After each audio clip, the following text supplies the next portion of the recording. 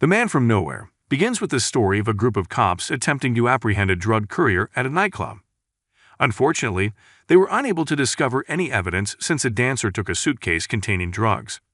A man named Tasik, who works at a pawn shop in a slum, has recently purchased flowers.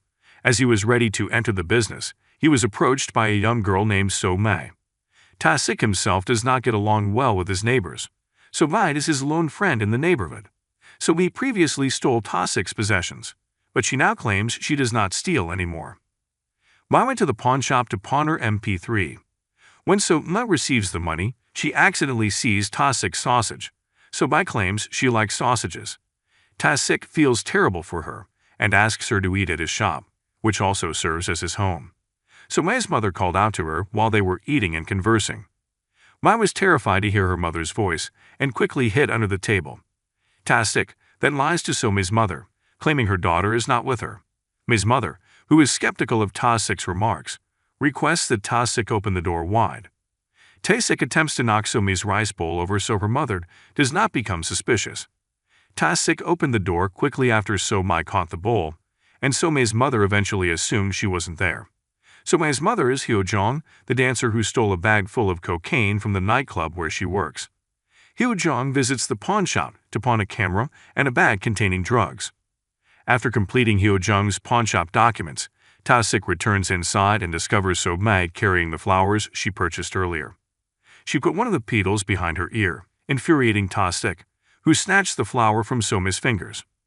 Elsewhere, the Chinese trafficker Lord Oh Myung-ju is seen slapping one of his subordinates, Man-seok, for losing a huge amount of drugs. Man-seok informs Myung-ju that he has already discovered who took the medicines and vows to return them. Myung-ju gives Man-seok 3 days to return the lost medications. Meanwhile, inside So-Mei's house, a man approaches Hyo-jong and demands the drug package she took. Hyo-jong remains mute, which enrages the man and causes him to beat her up. So-Mei quietly observed what the man was doing. Frightened, she runs to Tasik's residence and asks to stay the night. Tasik lets her in, but when he checks her room the next morning, she's gone. Tasik leaves his shop in the afternoon, taking a bus and bringing the flowers with him. Along the journey, he listened to music on So-Mei's MP3 player. Tasik apparently paid a visit to his wife's grave. After returning from the graveyard, Tasik notices So-Mei being interviewed by 2 police officers on the side of the road for allegedly stealing a bag. Mai then points to Tasik, who is standing some distance away near her house's alley, and informs the authorities that he is her father. Tasik, on the other hand, departs So-Mei right away, confusing the cops. Tasik arrives at a grocery shop and notices So-Mei taking an item. Tasik intends to pay for the stolen item, but the shopkeeper refuses since he knows So-Mei frequently steals from the shop. The old man is aware that So-Mei did this in order to attract the attention of others. He advises Tasik take So-Mei for a walk on occasion. Then Tasik meets So-Mei, who is wailing in an alley. She asks that her MP3 player be returned to her. She even offered to switch it for her fortunate card. Before departing, So-Mei expressed her disappointment in Tasik for ignoring her. But she didn't detest him. She has a rule. If she hates someone, she will never find someone she likes. When So-Mei returns home, she finds her mother tied up and tormented by Jong-seok, a heroin dealer and Man-seok's younger brother. On the other side, Tasik receives a visit from some of Jong-seok's soldiers. Tasik hands him his wallet, believing he is being robbed. Jong-seok's men mock him, but Tasik grabs the knife from one of Jong-seok's men in an instant. Not long later, another of Jong-seok's men, Ranroan, arrived. He hands Tasik a cell phone that is connected to Jong-seok. Tasik picks up the phone and hears the voices of So-Mei and Hyo-jong, who have been abducted. Jong-seok requests that Tasik provide the camera bag that Hyo-jong pawned to Ranroan. Tasik instantly obeys Jong-seok's commands, but So-Mei and Hyo-jong have yet to be released. Instead, Ranroan shoots one of his comrades in an attempt to distract Tasik. He then fled, abandoning his smartphone. Tasik receives a phone call from Jong-seok the next day, using the smartphone Ranroan left behind. If Tasik wants So-Mei and Hyo-jong to survive, he must deliver a drug shipment to a Chinese dealer named Myung-ju. Tasik follows Jong-seok's orders and takes the drug package in the car that has been provided.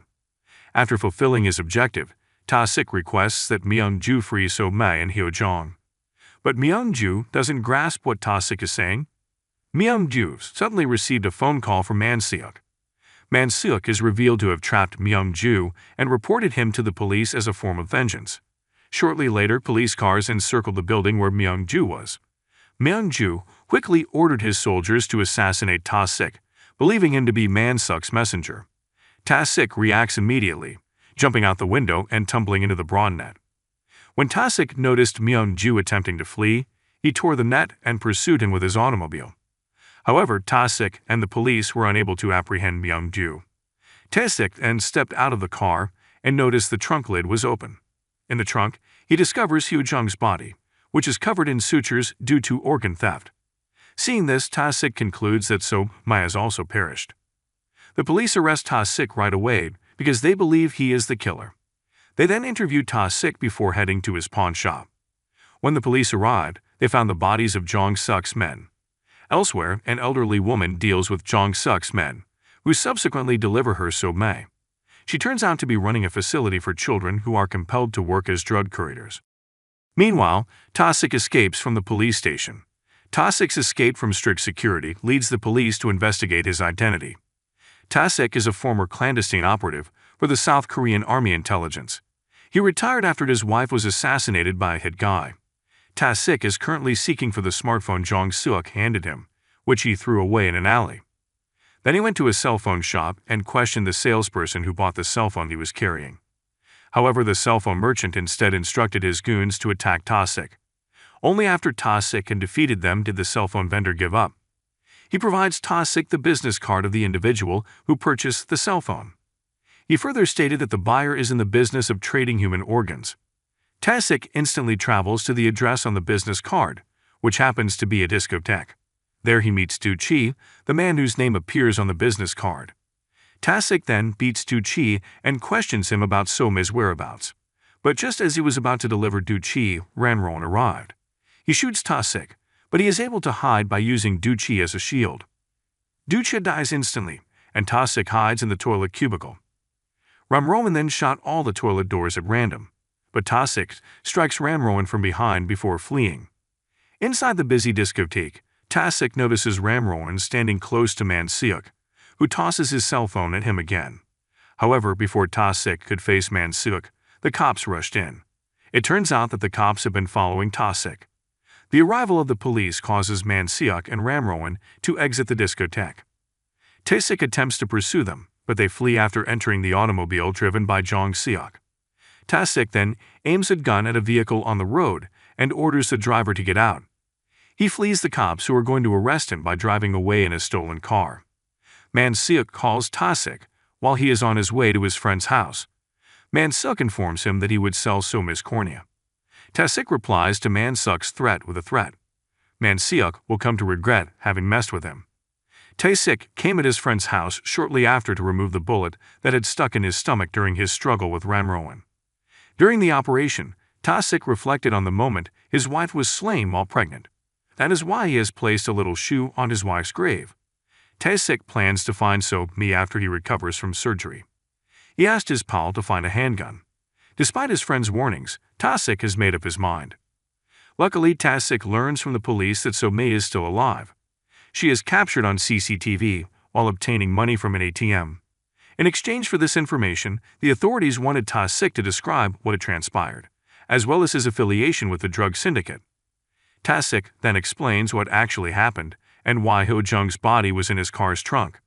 After their chat, Ta-sik returned to the location where he had first picked up the drug packet. Meanwhile, So-mi is in a room, joined by Ran-ron, who offers her a cake. Might instantly applied a bandage to Ran-ron's forehead after noticing that it was wounded. Ran-ron's heart was moved, and he felt sad for So-mi's situation. One afternoon, Ta-sik stalks children delivering cocaine parcels. During the monitoring, he discovered So-mi delivering shoes, carrying many ATM cards to a location for narcotics transactions. He followed her and noticed a toddler getting into a van. However, his reconnaissance was thwarted by the police, who suspected him. So he had to battle some cops before jumping from inside the building. Finally, Ta-sik followed the van earlier. Upon entering the building, which is a drug manufacturing company, he discovers several children compelled to work, one of whom had fainted. The comatose youngster is subsequently transported to a room, where Ta-sik sneaks in and discovers the confinement room. He saw Jong-seok and shot him quickly. Following that, Ta-sik contacts Man-seok to inquire about So-mi's location. Man-seok refuses to reveal So-mi's location, despite hearing that Jong-seok is being tortured by Ta-sik. Jong-seok begs Ta-sik not to kill him, but Ta-sik does not forgive him. Jong-seok died when Ta-sik blew up the building. Meanwhile, So-mi is with a surgeon who will remove her organs. Ram-rowan was also present, watching over her. According to the surgeon, So-mi's mother died as a result of Man-seok's orders to remove her organs. He now needs to extract So-mi's organs under Man-seok's demands. So-mi, on the other hand, continues to believe her mother is still alive and frequently questions the surgeon. Ram-rowan's eyes were filled with pity at this point. Ta-sik finally locates So-mi, who is inside a building. He entered the building and discovered 2 eyes rolling down his feet. He assumed that it was So-mi's eyes. Holding back sobs, he vowed to kill them all. He shoots Man-seok and his soldiers in lightning quick succession. After killing all of his enemies, he thought there was no reason to live. So-mi had died, so Ta-sik raised his revolver and pointed it at his head. Fortunately, before committing himself, he heard So-mi's voice calling to him. At the end of the film, Ta-sik is apprehended by the police. The 2 eyeballs he saw were those of the surgeon, who had been slain by Ram-rowan.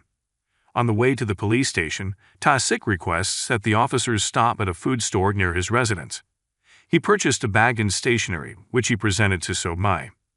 Ta-sik apologizes to So-mi for pretending not to know her when she was being interviewed by the police. Ta-sik then bids So-mi farewell and gives her the strength she needs to live alone. He held her, holding back tears. The movie concludes. The characters Ta-sik and Ram-rowan teach us that no matter how awful our previous deeds were, there must come a time when we must do good, regardless of whether the person we are assisting is someone we know or not.